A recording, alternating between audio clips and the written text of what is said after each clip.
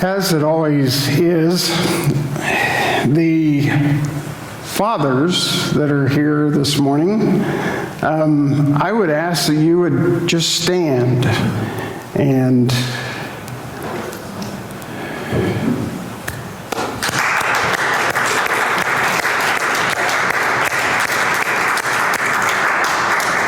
thank you. Thank you for your leadership. Thank you for being individuals of character and being here together with us this morning. This morning's message is kind of started in 1 Peter chapter 5, 6. And I have that here, and that verse is there over the mountain, in the valley, and next to the lake. The scripture is so meaningful to me. Humble yourselves under the mighty hand of God. Do you get that? Yeah, come on. I just testified to that. The mighty hand of God, that he may exalt you at the proper time. Not just any time, but at the proper time.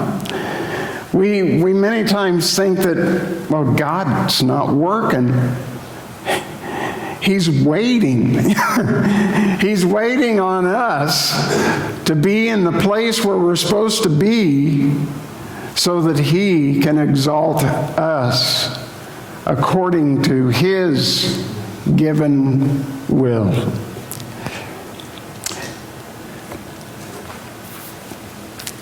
One of the things that we see happening, and I've shared a little bit about this, and I thought about it this morning. I felt like I really wanted to talk about this as well. And that is the fact that there are so many fathers who try and live their lives in such a way that they're doing it vicariously through their children. I don't know whether you've ever seen that, but over and over again, I've seen dads that show up and, they're yelling at their son or their daughter or anything that, that they're wanting their child to do something greater than what they did. I have seen this directly. I've seen fathers who sit there in the stands who grew up with me, and I saw them, and they were trying to live a life through their son or through their daughter.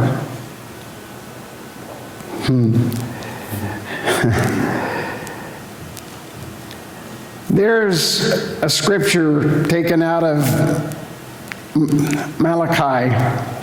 I struggle with that because in Maasai they translate it directly as it sounds. Malachi.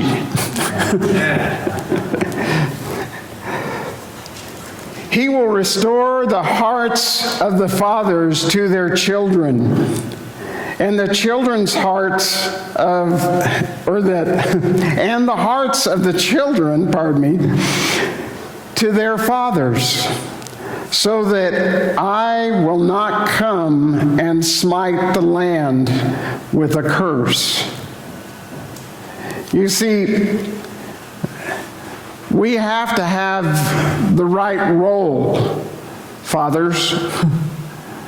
Whenever we are with our children, whenever we're training and teaching and directing, and unfortunately, guys, we have to admit it, these days there's not a lot of teaching going on. Oh, there's training, all right. But teaching that is something that is greater than themselves.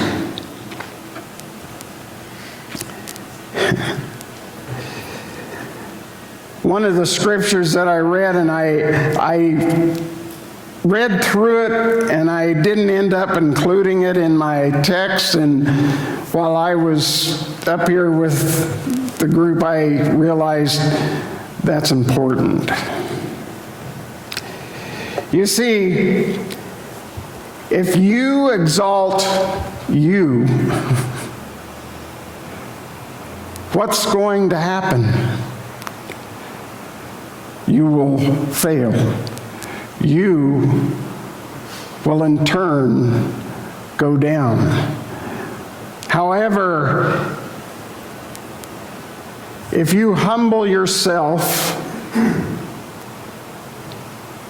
then there will come that time whenever God can exalt you. I think of what's going on in these United States even. I mean, it's around the world. There's people doing things that aren't appropriate, not right, taking lives whenever they shouldn't be. You see, if you humble yourself, you will be exalted. And it's important for us to continue to follow that directive, because otherwise, what happens? God has to smite us in the land with a curse. You see, we must live our lives not through our children, but that we should humble ourselves before them, that they would see a life that is humble. A humble life. Can you imagine? Okay, I'm just going to say it. As I was coming to church this morning, I don't know whether there's any of the rest of you that come up Pacific coming through here, yeah. And there was this gathering of individuals, and they weren't getting ready for church. They were starting Little League baseball. And their fathers were out there giving them pointers and telling them how to. Now, I wasn't out there to hear all that, but I'm sure that it went on.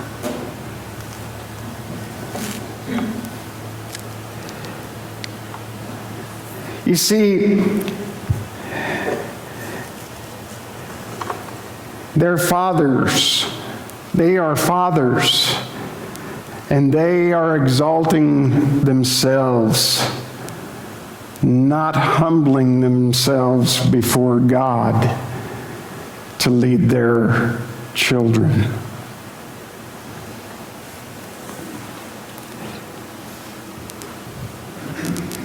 You know, it's interesting, too, that I mentioned it to Cindy, and I said, so where was this game being played at? It was being played at the Young Men's Christian Club.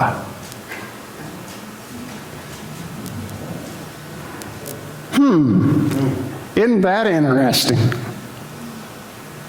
We just say YMCA or the Y, you know, because we shorten it and then we don't have to have the whole guilt of having the Young Men's Christian Club. We make it all right because, well, Dad had to work all week, and so he needs to spend time with his kids, training them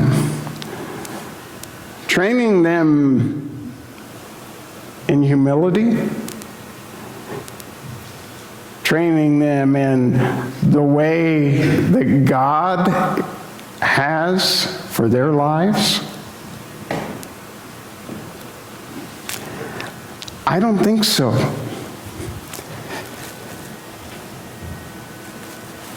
Breeding competition, staying ahead of the other one is what that breeds.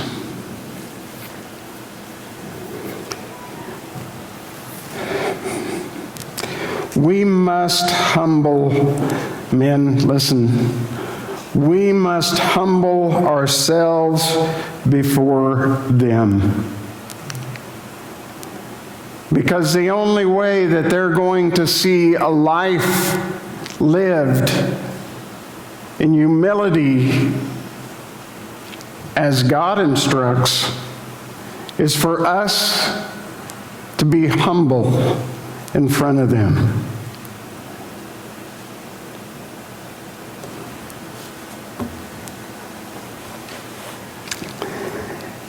The next slide, it says a great deal as well. Stand up to the world. We need to stand up to the world.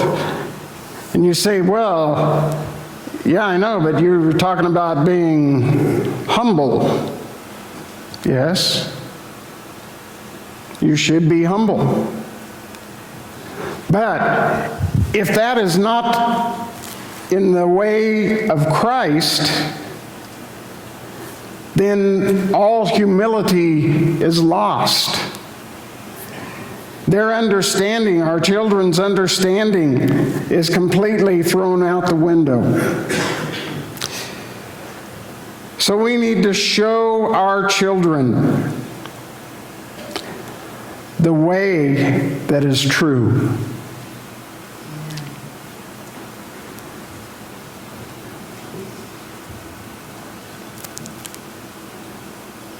Watched The Mandalorian a couple of times only.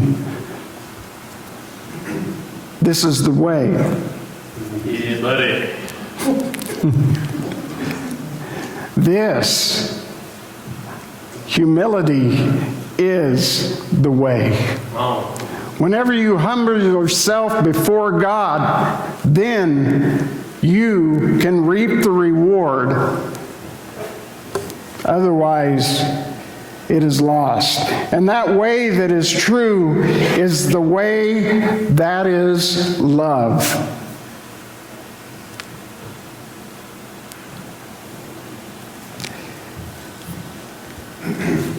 I enjoy competition, folks, much as anybody. And I push myself always to the limit. Found that to be a little hard now that I had a stroke, and that kind of changed a few things, but even still, I just showed the ones from the gathering the other night that I discovered that I could sprint. Not long distance, but I could sprint. Not super fast but I could still sprint. Why did I even think that I needed to do that? Because that's in here. I wanted to push myself and to see where I could be. But one thing I know for sure, the one thing that I must do is to show God's love. And the only time that I'm showing God's love is whenever I'm humble. Because God's love, there's no room for self. You have to deny yourself in order to receive God's love. How to love. You know, there's a lot of different things that we have in our lives, men. But one of those things is to love your wife. You love your wife in such a way that they understand that this relationship is sacred, that it's one that only can be served through humility. Guys, if you aren't humble before your wife, I'm sorry to tell you, but you missed the boat. And I feel sorry for you because it's going to be rougher on you just simply because you chose to go the other way. You must be humble and love each other.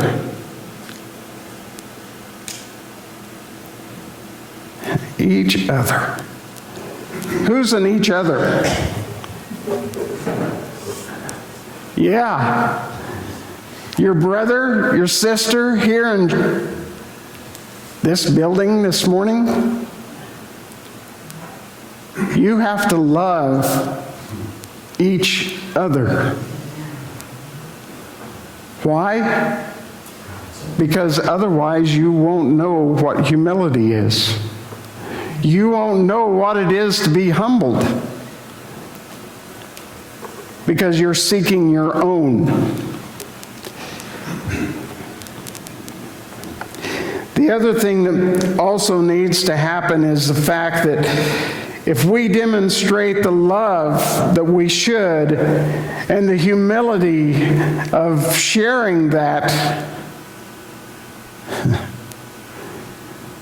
then they are going to learn what it is to love one another. How many scriptures do we have in the New Testament that speak of love over and over? Even last Sunday, whenever I was sharing, I shared the main scripture and all of this, and this was Jesus talking, and all of a sudden, he just interrupts it right there, and he goes, "Oh, love one another." How is it? Why didn't he carry that out? Why didn't he say to them just exactly what he was feeling he was? Why? Because he is love. God is love. We know what individuals are by their love. And the only time that you're willing to see that happen is whenever you're willing to give up yourself and not exalt yourself, but rather humble yourself before them.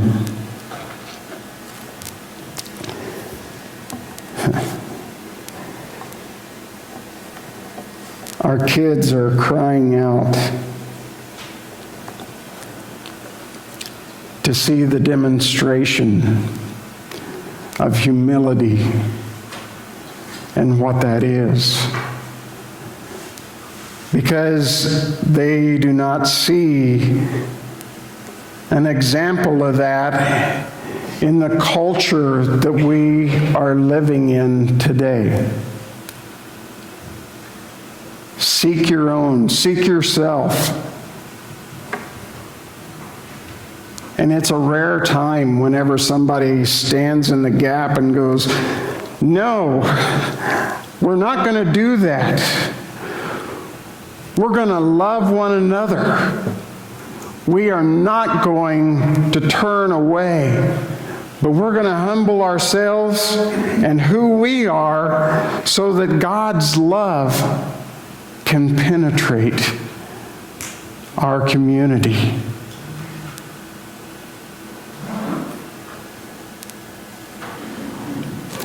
Did I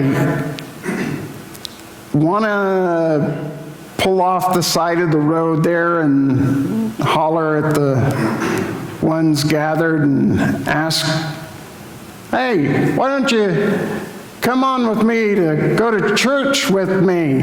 That's what Sundays are for. I didn't do that. Why? Because that isn't humility. Hopefully, someday, we will see things continue to turn around.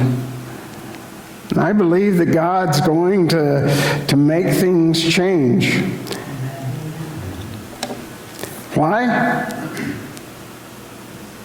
For one, I'm praying that very thing. I'm praying to God, asking Him for that to happen.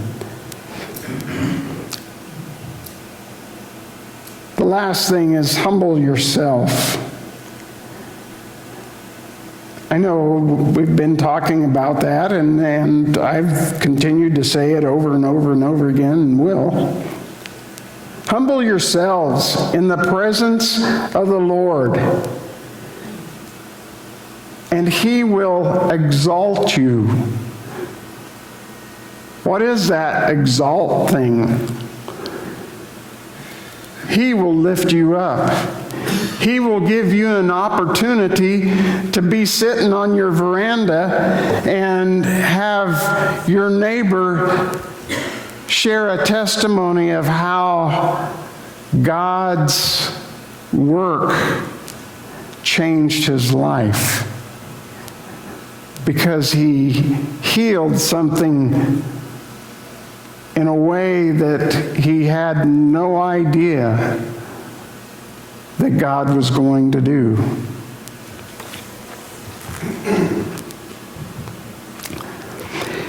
Your humbleness, this statement is very important. Your humbleness will lead your family in the generations to come. In the generations to come. You see, this effect can carry on for generations. I know we sing that song, and I love whenever we sing it, and I can't even think of which one it is, but talking about the generations, we have the opportunity to affect our generation now. And if we affect here, then it will continue on. And those generations will continue to humble themselves. But only if we are willing to do that ourselves.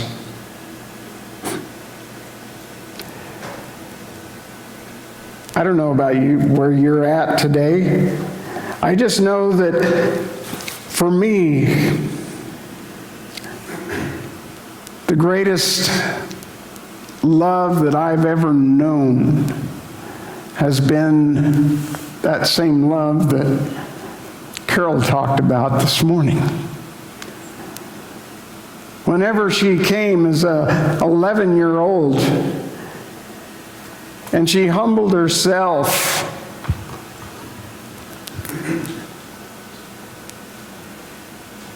and accepted Jesus Christ. That's humility.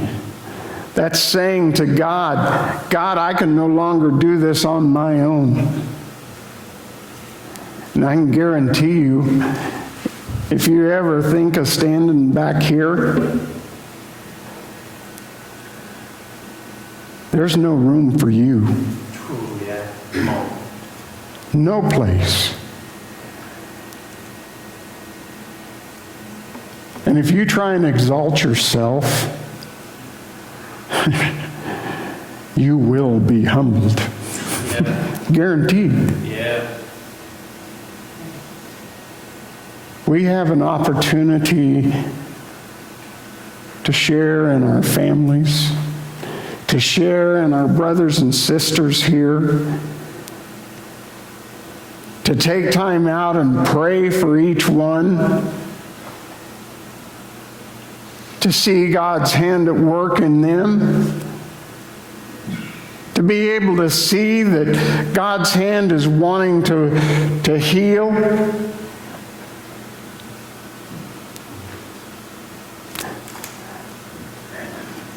I'm excited. I just can't even begin to tell you. I don't have words to be able to tell you just what I've been praying for, what I've been seeking.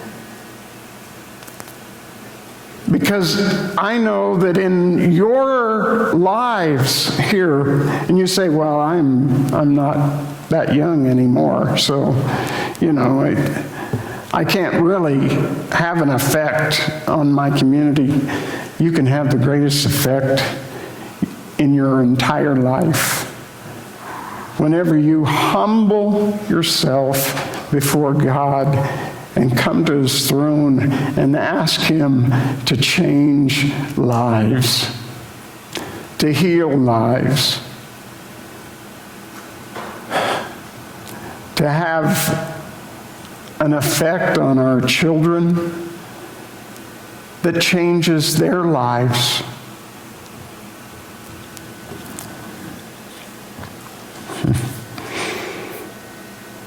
Your humbleness will lead your family in the generations to come. So what can I say to you men today?